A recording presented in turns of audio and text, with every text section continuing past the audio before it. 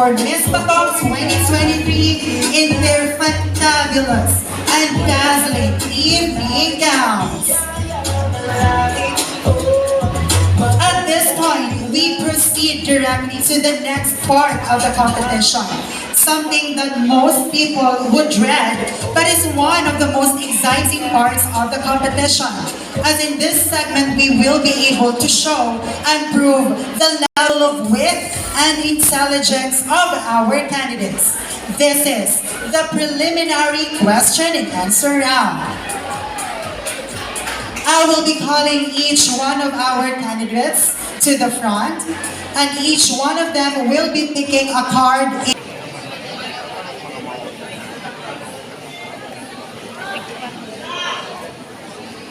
Good evening once again. Good evening. Okay, pick a card please, or pick an envelope rather.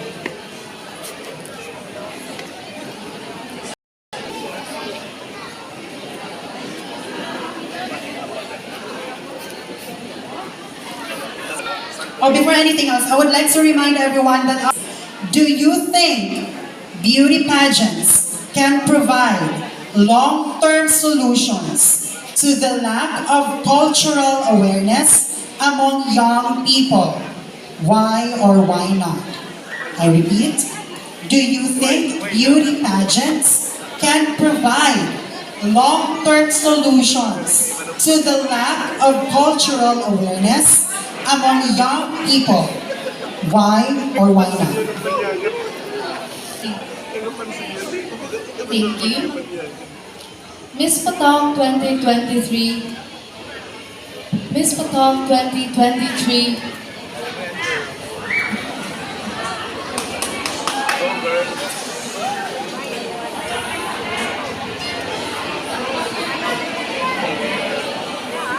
Miss Patoc 2023.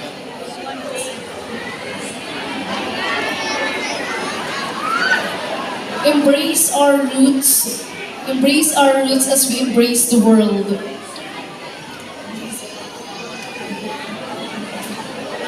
Embrace your roots as you embrace the world. Your heritage holds a treasures. Your heritage holds a treasures that shows who you are.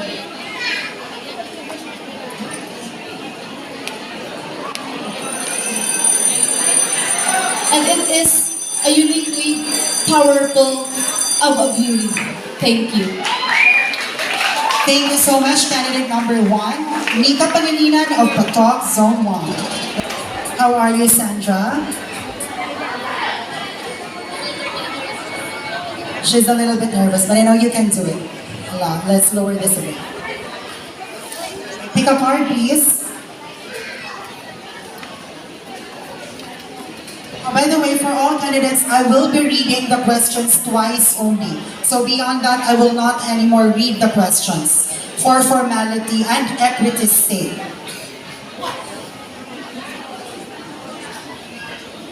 Sandra, your question is, if you were to describe the culture of Patoc to a racist foreign visitor, what would you say?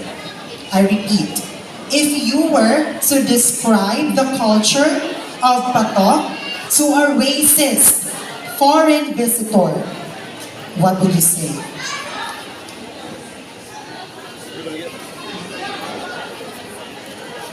Good evening. To young people who are done to the current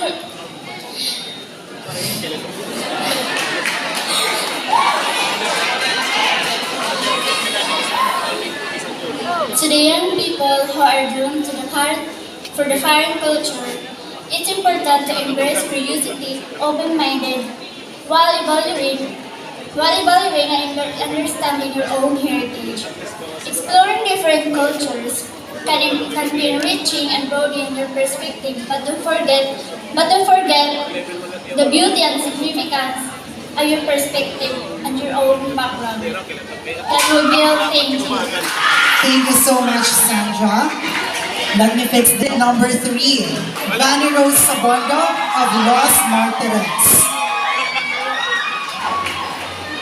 How do you feel right now, Vanny? I feel nervous and honestly, I have a cough, so please bear with me. That's right. It's not easy to be in front, especially if you have health concerns, no? So it's time to show everyone that beauty pageants is not just about comfort and glitz and glamour. We have a lot to prove here on stage, just as our candidates are here on stage. So now, pick a card, please.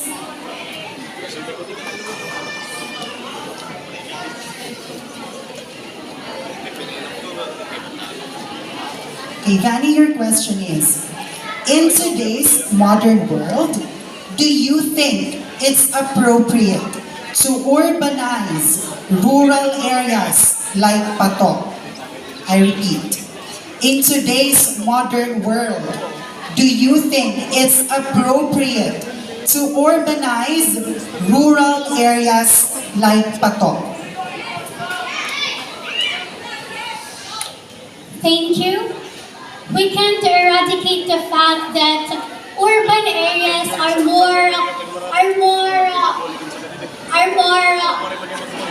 given more focus than rural areas. Thus, I believe that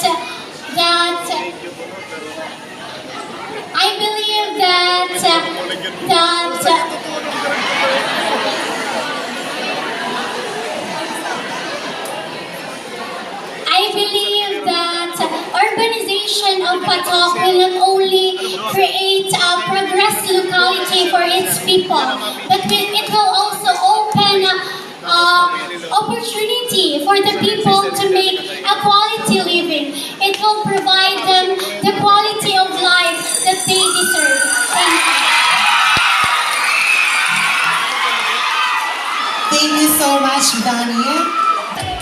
Feb Ishi Jalia Abotog of Abaka.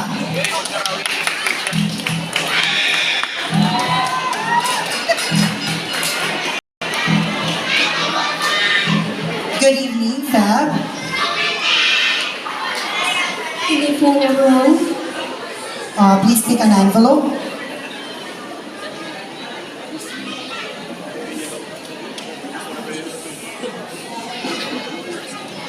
Your question, Fab, is how will you use social media as a tool in promoting our local culture and heritage? Again, how will you use social media as a tool in promoting our local culture and heritage? Thank you for that question. It is important to know that beauty pageants is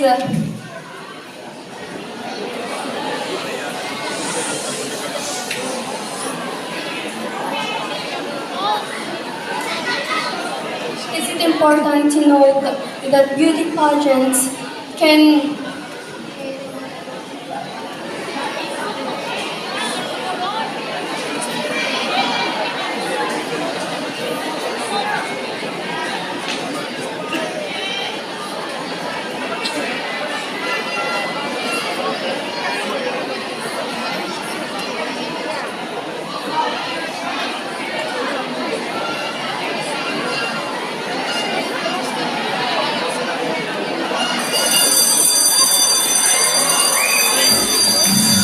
Thank you so much. Candidate number 4.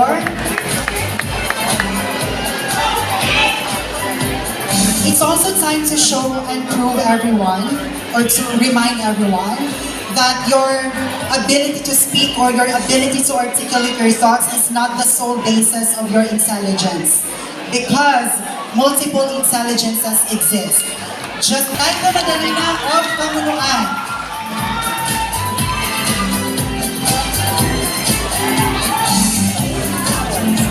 good evening, Laika. How are you doing? Good evening. Especially to my supporters, good evening. Thank you for coming just to support my community. Honestly speaking, I feel nervous because this is my first time to join pageant. But I'm here tonight conquering my dream. Thank you. That was not yet her answer. So pick a question, please.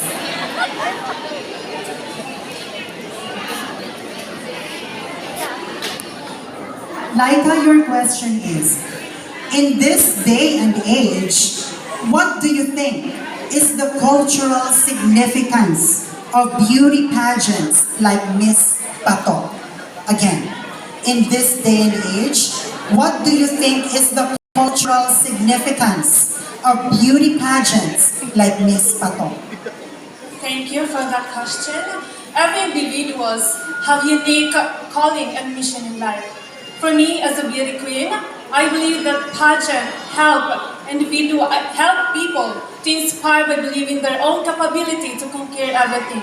I want to be the voice of those unheard voices by implementing my advocacy, and it is to promote and preserve our own culture and heritage by strengthening the cultural identity of Patocnon and its cultural significance that was cultural legacy of our Patocnon, which will enhance its reputation and it makes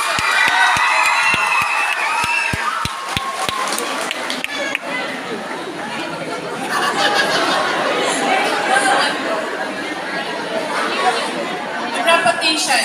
And I believe gaining the culture and significant heritage of Patocnon would have encouraged us.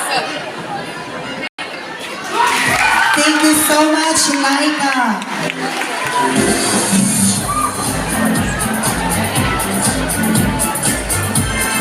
Kanlinda.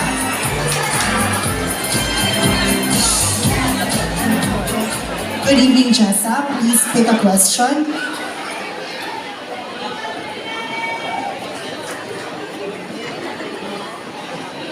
Jessa, your question is, how does the Miss Patoc 2023 beauty pageant help in preserving our local culture and heritage?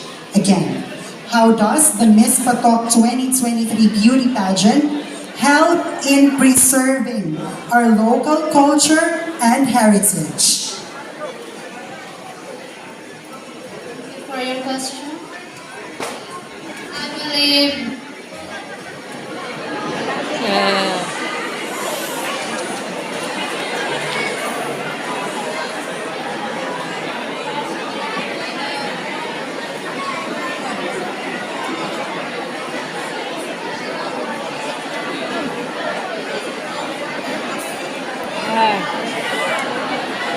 Nag-aaral ang ano.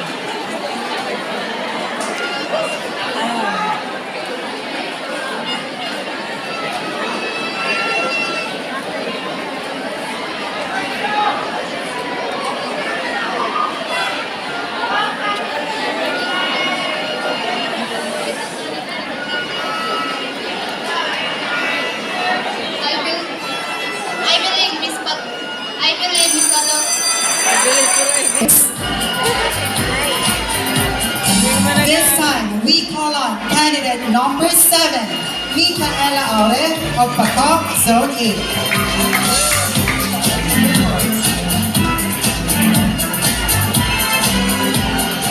Good evening, Mika.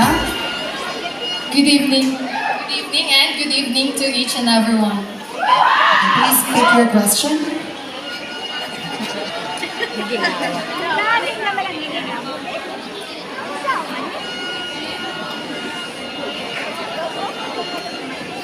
Mika, your question is, if you were to change one toxic aspect in our customs and traditions, what would it be?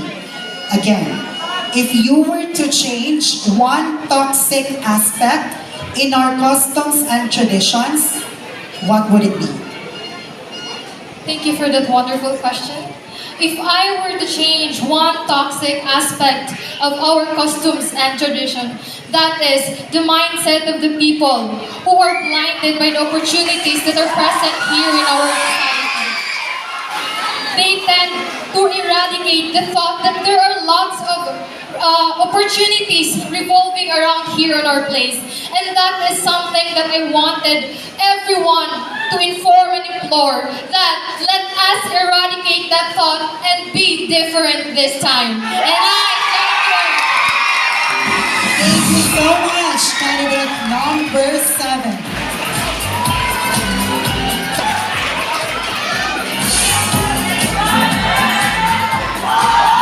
Good evening, Aliana. Good evening. Okay, please pick your card or envelope rather.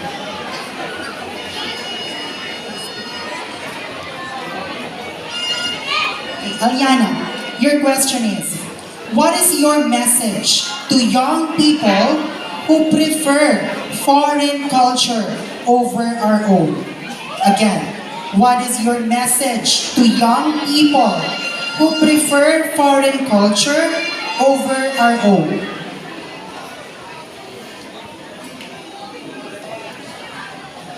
Thank you. We individuals have differences that includes opinions and different choices in life. The message that I want to imply not just to the youth but to each and everyone is that it is okay to know and embrace foreign culture. However, let us not forget to embrace and cherish what is ours, because at the end of the day, our culture has a made contribution in shaping of who we are today. And that would be all. Thank you. Thank you so much, Aliana. Hello, Prisha. How are you feeling tonight? I'm a bit nervous, but still humble to have you here tonight. Okay, Krisha, here is your question. In today's dynamic world, should we change the way of life of our ethnic groups, or should we preserve their culture? Again, in today's dynamic world, should we change the way of life of our ethnic groups, or should we preserve their culture? The path forward lies in a delicate balance between change and preservation. We also have to think of the ethnic group by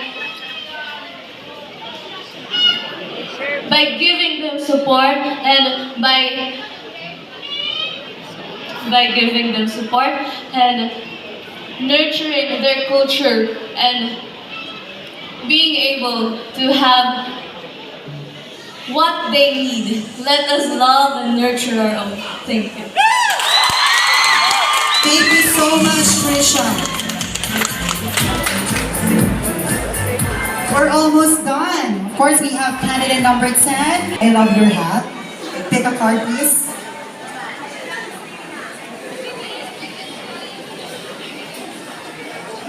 Okay, Jessa, here is your question. How does promoting our local culture and heritage help improve the quality of life of the marginalized? Again, how does promoting our local culture and heritage help improve the quality of life of the marginalized? Good evening. As a young woman, I will improve our heritage and culture by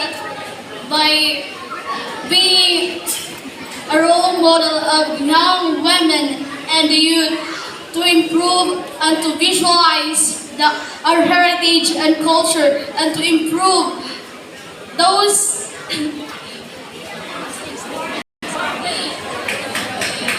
those traditions that we didn't Hirap pag-English.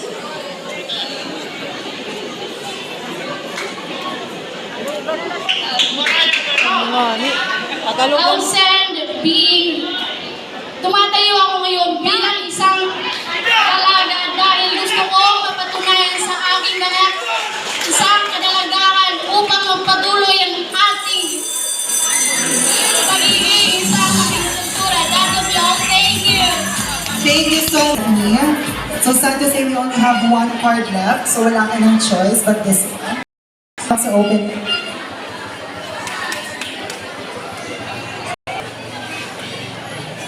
Stephanie, your question is, if you were to make a slogan for the promotion of our local culture and heritage, what would it be? Again, if you were to make a slogan for the promotion of our local culture and heritage, what would it be? Good evening. The slogan that would be respecting our culture,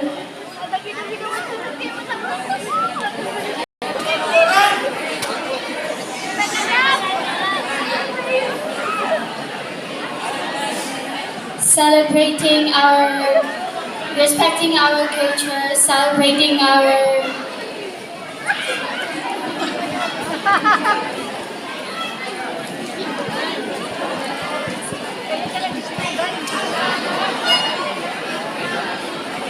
that would be celebrating our culture because embracing our culture, embracing other diverse culture is wonderful,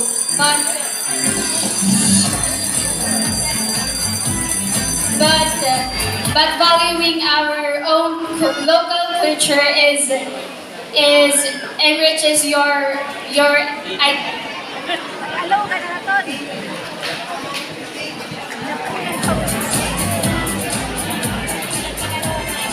Thank you so much, candidate number 11. My sense, there you go. So we request one preliminary question and answer round. From the production number to the talent competition, swimsuit competition, festival attire competition, evening gown attire competition, and then the recently concluded preliminary question and answer round. We will be able to get the sum total of each candidate's scores across all the aforementioned segments, and then we will get the mean scores. And in a moment now, we will announce the candidates who will make it to the fight Resto Bar, sponsored by the owner, Madam Daniel Pride. Miss Balay Resto Bar is candidate number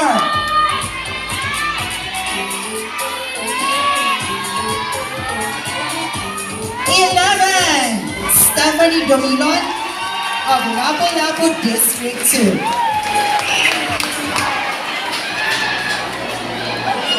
To happen with the tabulation of our scores. So that's direct from, of course, the panel of judges to our independent tabulators. So rest assured that the whole Shiru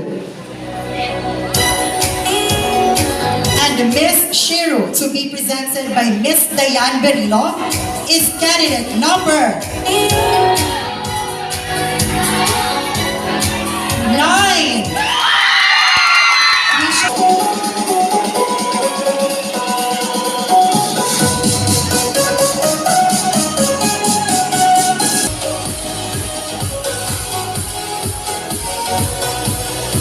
Thank you so much, ma'am, and congratulations. By one of our usherettes, of course, sponsored by Mary. 7, Micaela Aurel of patoc, Zone 8.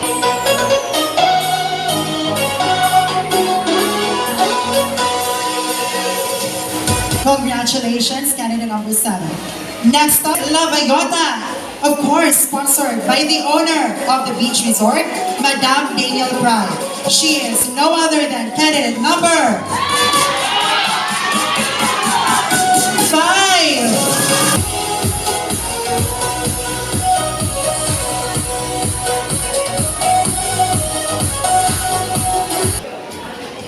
And Miss Booking's Printing Shop is candidate number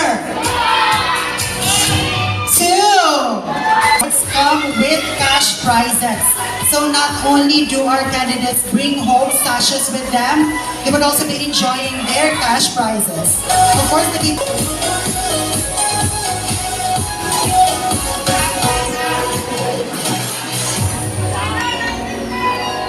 Congratulations. Number 4.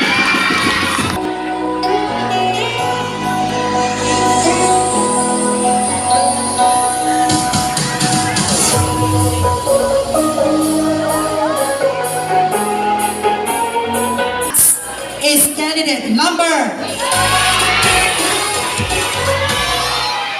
3. 5-year-old Sabrina.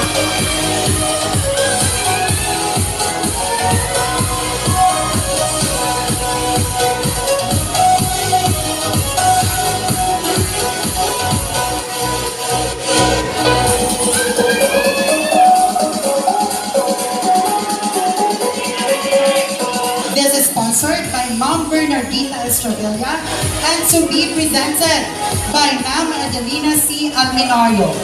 Miss Seal Store is candidate 6.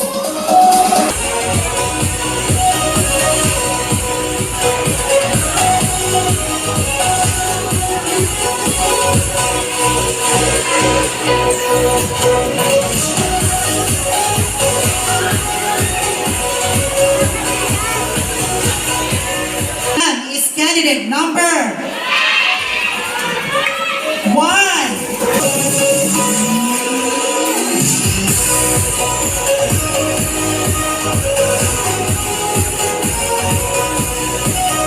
This online shop to be presented to us by one of our usherettes and of course sponsor number 10. She is Jessamine Bungay of Hinabulan.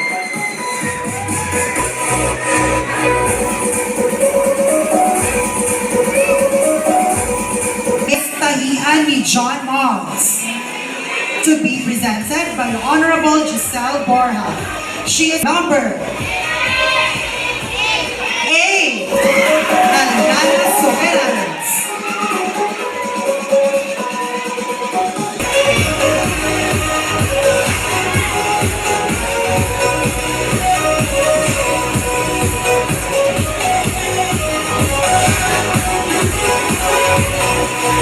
Of the Minor Special Awards.